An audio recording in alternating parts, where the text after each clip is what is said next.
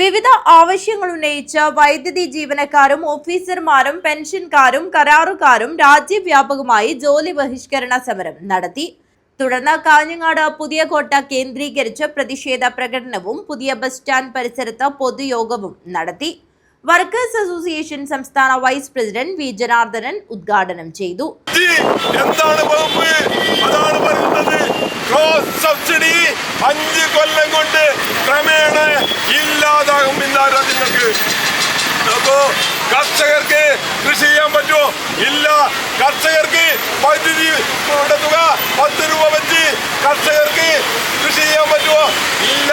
കർഷകർ മഴയെ ആശ്രയിച്ച് കൃഷി ചെയ്യണം. കർഷകർ മഴയെ ആശ്രയിച്ച് കൃഷി ചെയ്യണമെന്ന് ഞങ്ങൾ പറഞ്ഞതല്ല. കർഷകരുടെ അവിടെ സമരം നടന്ന 1 വർഷത്തിലധികം സമരം കിടന്ന അവിടുത്തെ കർഷകർ പറഞ്ഞു, 1 ലക്ഷം കോടി ഞങ്ങളെ സംബന്ധിച്ച് ബാധ്യത വരുന്ന ഒരു നിയമമാണിത്.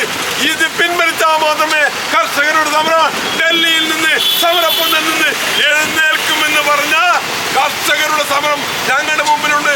നിങ്ങൾ നോക്കൂ, സാധാരണ കച്ചവട സ്ഥാപനങ്ങൾ ഞങ്ങളുടെ ഗാർഹിക ഉപഭോക്താക്കളെ സംബന്ധിച്ചിടത്തോളം 3 രൂപ 50 പൈസയ്ക്ക് ഉള്ളിൽ ഞങ്ങൾ ഇന്ത്യ രാജ്യത്ത് വിവിധ സംസ്ഥാനങ്ങളിൽ വൈദ്യുതി കൊടുക്കുന്നു. ഒ വി രമേശ് അധ്യക്ഷത വഹിച്ചു. K P Ramachandran, Peter Cyriac, Anuraj M, P V Jayarajan എന്നിവർ സംസാരിച്ചു. കെ ശശിധരൻ സ്വാഗതവും ഗിരീശൻ എ നന്ദിയും പറഞ്ഞു. News bureau, Kanhangad.